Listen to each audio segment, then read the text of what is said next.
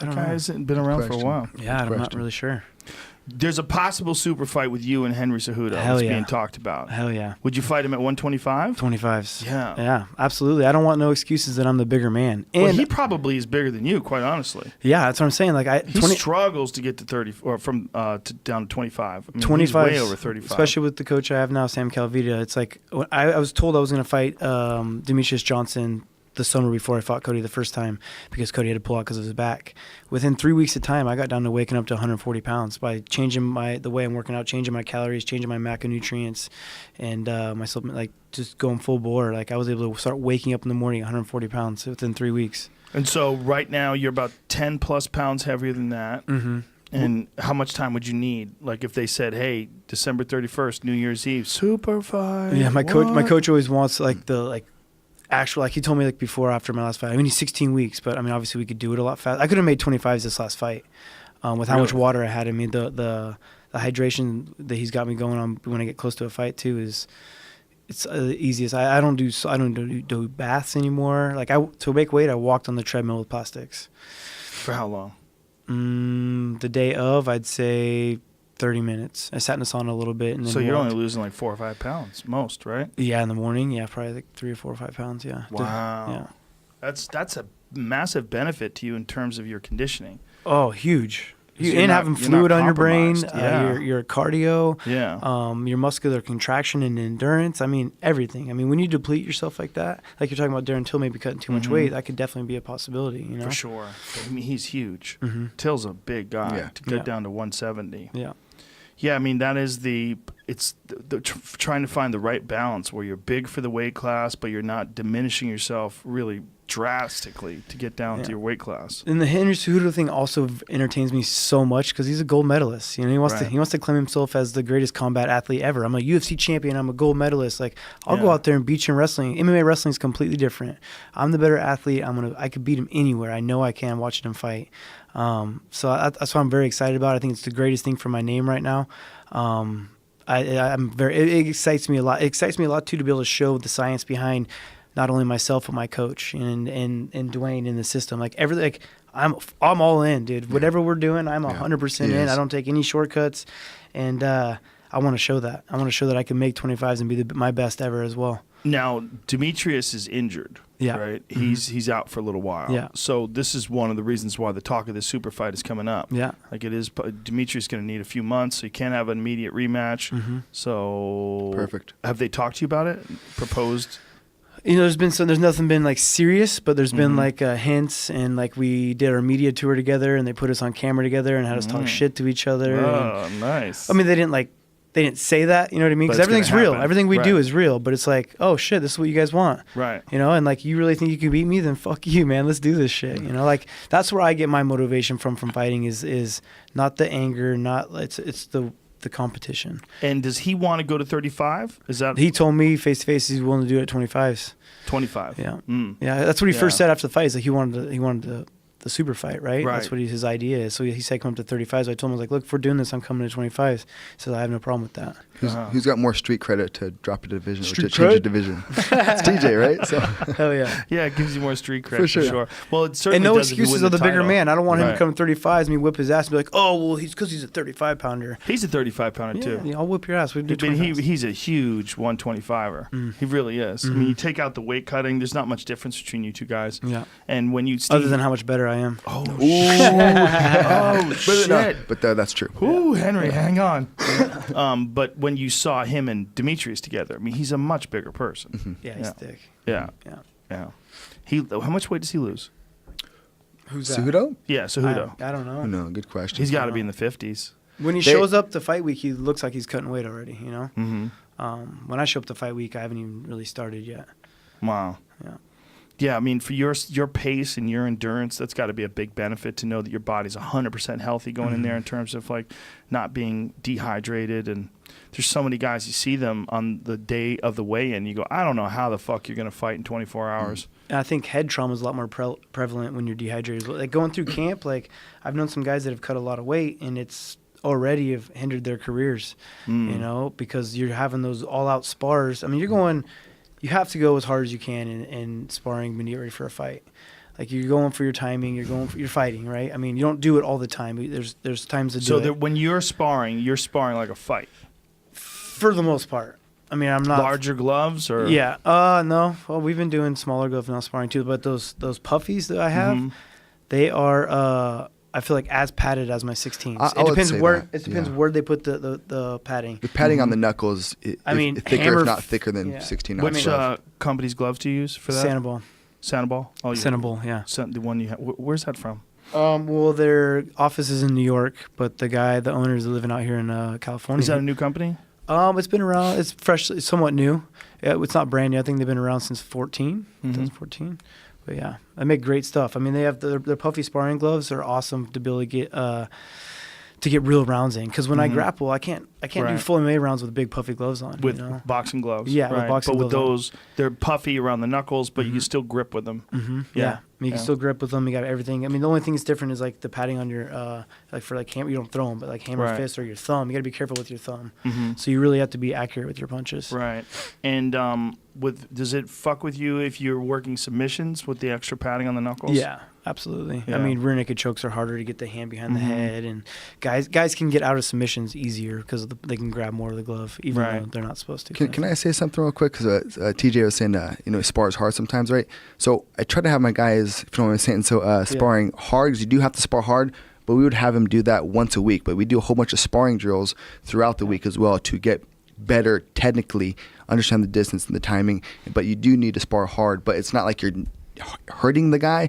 If he's rocked or whatever, you're not going to knock him out, but you're throwing with good force too, because you do have to experience that for sure. If he's rocked, you just hit him to the body. Yeah, correct. No, for sure. Yeah, if you rock him, then hurt him to the body. And this is one thing I'll say: if you get hurt to the body, work out of that as well. Don't take a knee. Yeah. But I wanted to make sure that was clear, because that's one of the things I feel I've been able to do is dissect the chaos of a fight and slowly manipulate it so we can actually understand the layers and get better at it. And that helped a lot with the actual drilling and sparring and then sparring and then the fight itself. So understand that latter process. Have you ever found any core drills or ab drills that allow you to absorb punches or kicks better?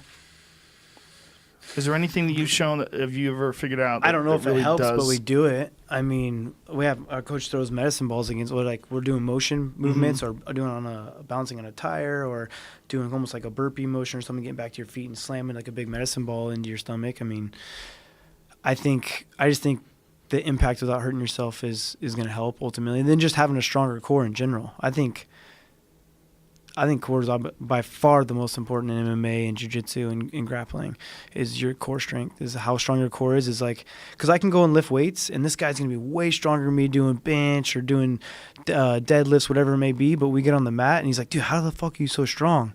I think it's all core. It certainly has a lot to do with kicking power. Yes, sir. Yeah, it's so much of it. It's not just the legs; it's the ability to whip the hips into it. All this, that's all your core and your cardio. It controls your breathing. I believe core is everything. What kind of exercises are you doing for that? This is endless. I mean, a lot of medicine ball stuff. Are you doing different things with Mr. Calavitta that you're doing before? Yes. Yeah, completely. Actually, this shit's crazy. Yeah, it's straight up crazy, man. The first time I showed up, I knew it was going to be hard. Like, everyone always told me, oh, he's like, you go hard. Man, I've never gone as hard as this guy pushes me ever in my life from all the years of me practicing or competing. But you can only do it so many times. You can't do it all the time. And he knows when the next practice should be easier or when we're going to have those days where I'm for sure going to throw up.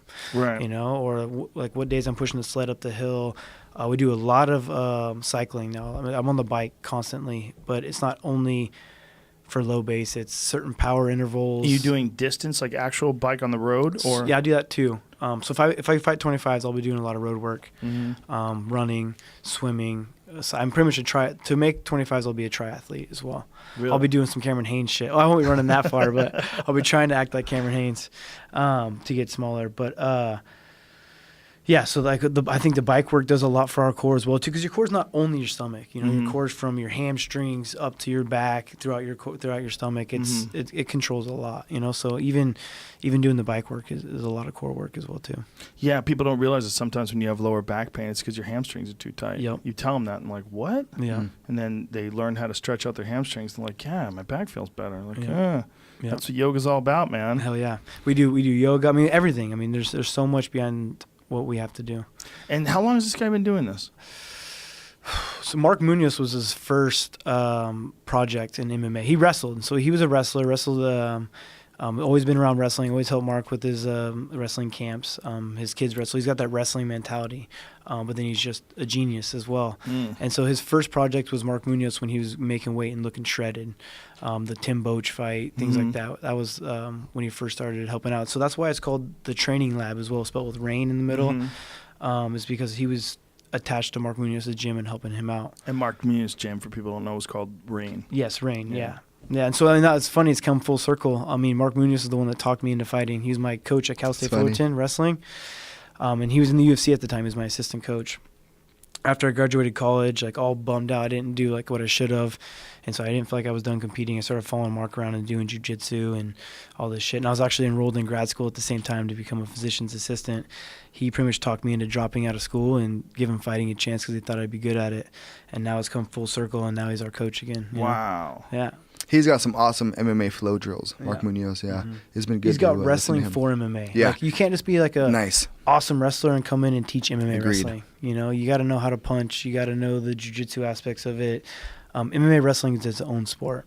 Yeah, well, there's certainly rules that you have to follow that you don't have to follow in regular wrestling. Yeah. Things, you know, that's the case with jiu-jitsu as well. It certainly helps to learn jiu-jitsu. One of the things, I don't know if you guys are paying attention to, but Eddie Bravo came up with a thing called combat jiu-jitsu, which is sort of an intermediary step between regular jiu-jitsu and MMA. And it's basically jiu-jitsu with bitch slaps. Pancrase. Yeah. Pow! Yeah, but some of those bitch slaps, like you do with the palm. Yeah. Well, Boss figured out how to do it. Yeah. He figured out how to pull his hands way back, and he was basically punching you with his palm, where you could hit anybody anywhere. You could hit him in the forehead. You don't have to worry about your knuckles. I feel like that's harder than my MMA glove. Yeah. I think so too. Yeah, I mean, you could really put a beating on somebody with Boss your palms. Is an innovator for sure. He's always thinking. He taught me how to think, how to be open-minded and figure stuff out. Yeah, so here it is. This is combat jiu-jitsu. That's a guy on the ground, I think. I hope. But see, now, that was one of the things, too, like how Danaher was saying. This is a fucked up one that's to pick where, up, Jamie. That's where the whole ankle attacking the leg situation changes smashed. when it's an actual fight and you have punches, right? Yeah, jiu-jitsu is different. You want to watch attacking those legs. I mean, you open up things the same way you would open up things with punches. You know, there it is. Bam. Is that one of my affiliate students from Montana with the blonde hair? Wagner Rocha has stopped quite a few people. Well, he's stopped at least one person with just the slaps, but he's used those slaps. You know, and Wagner has he's got a big advantage in being a high-level MMA fighter as well heading into this. But they're the idea behind it was created by Eddie because he wanted to make it just a little bit more realistic on the ground, just add this other element to it. Because there's times where guys are going for leg locks, and you know your face is wide open. You're committing both your arms to the person's leg, and that person's in a position where they can just smash your face. And if you're used to that in the jiu-jitsu gym where a guy can't punch you, and you just think you're safe, and you always practice in that way, combat's jiu-jitsu is a real wake-up call when you're just getting fucking hammered in the head. It's like our jiu-jitsu instructor at our academy, Sam Coots, he teaches jiu-jitsu for self-defense. And then he asks you, if you want to compete in jiu-jitsu, then he teaches you different jiu-jitsu. He wants to find out, why did you come here? Like, what's you want to get better? You want self-defense? You want to compete? Because there's a different way you have to approach things for sure. Which is why TJ can be on the same mat with regular students in my gym because he's doing slightly of a different drill and combination with more contact than the average person, you know? So you'll get out what you put in. And in your academy, do you have everything there? Do you have submission instruction, wrestling, or do you go different places for your jiu-jitsu? How do you do it? The only thing I do not at my gym is my jiu-jitsu. I go to Gracie Baja in Irvine with Felipe De Monica. Great